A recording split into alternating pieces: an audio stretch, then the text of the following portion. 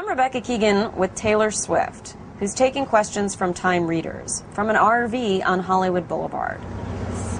Hey Taylor, how are you? I'm doing great, how are you? I'm good. I have a bunch of questions for you from Time readers from all over the world. This first question comes from Stacy Clemstein in Johnsburg, Illinois, who asks, how long does it take you to write a song?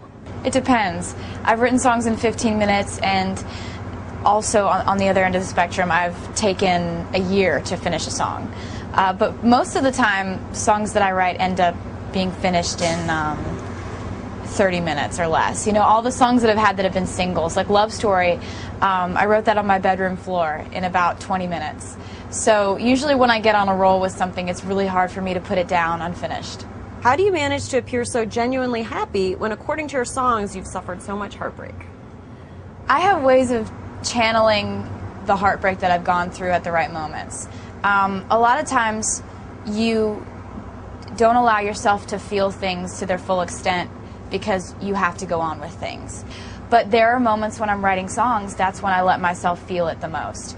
So it's all about really knowing when you've got to feel those things and knowing when you've got to just go about your day in spite of it. Also, it's been a really awesome year. There's been a lot to be happy about. So I get so excited when I go to an award show and I get to perform, and I get to do a performance I've always wanted to do since middle school. And I get so excited when a song that I wrote about something really personal to me goes #1, and I look down and I see people singing the words back to me. That makes me so much happier than anything could really ever bring me down. So it's like you've got channeling that hurt when it's the right time to, and also just the fact that life has been really good. Where do you find the inspiration for your songs? I find inspiration in human emotion. The way that we treat each other, the way that we make each other feel, and the pattern of it, and how, you know, it repeats itself so often but we never learn from it. Just all the different things that you learn from relationships, whether it be friends or family or love, mostly love. I just love watching people and how we react to feelings. So I think love is always going to be a #1 contributor to the inspiration department for me. This question comes from Kathmandu. Awesome. And the reader asks, I grew up listening to heavy metal and rock, yet I find your songs very catchy. What sort of music do you listen to? I love Def Leppard. I've always loved Def Leppard. Ever since I was little, my mom has always listened to Def Leppard, so they were my favorite band from the time I was a little kid to now. Milo Victor in the Philippines asks, what advice do you have for young and aspiring songwriters?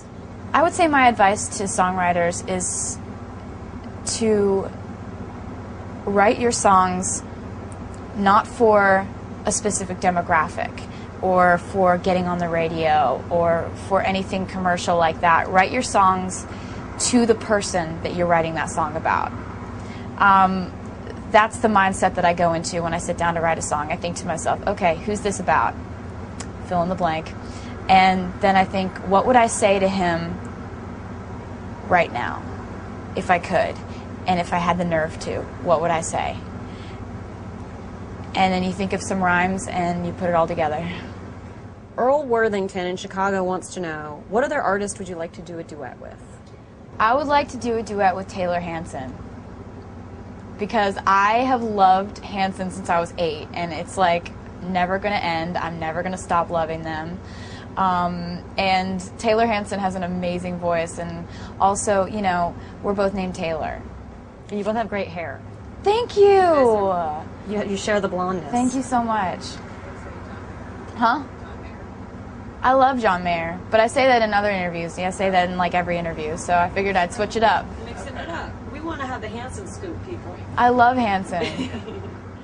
How do you find balance between your personal and professional life? Finding balance between my personal and professional life is kind of interesting because they bleed together. You know, I write songs about the guy that sat next to me in class in 10th grade, or the person that I saw yesterday that we made eye contact for a split second, but it was enough to inspire a song. And for me, I just try not to get too territorial about what's personal time and what's professional time, because if I'm sitting at home in my hometown and it's my one day off in 3 months, and I'm sitting there and I'm at a restaurant and a line forms in front of my table that winds around the entire restaurant, I'm not going to say, this is my day off, I won't sign your autographs, because this is what I've asked for my entire life. This is the one thing that I wanted. And the fact that I actually get to do that one thing that I've always wanted, I don't think I'm ever going to want to complain about it. Katie Rutherford in Washington, D.C. wants to know, do you plan on getting your college degree? If so, what are you interested in studying? College is something that I always thought I was going to do. And then I discovered music. And I still thought I was going to go to college because I never really actually thought I'd get to do this. You know, I worked really hard for it, but I didn't ever expect that it was going to be a possibility for me. And then I started getting further with it. Later on, I would love to take college classes, and getting the college experience is something I'm planning on doing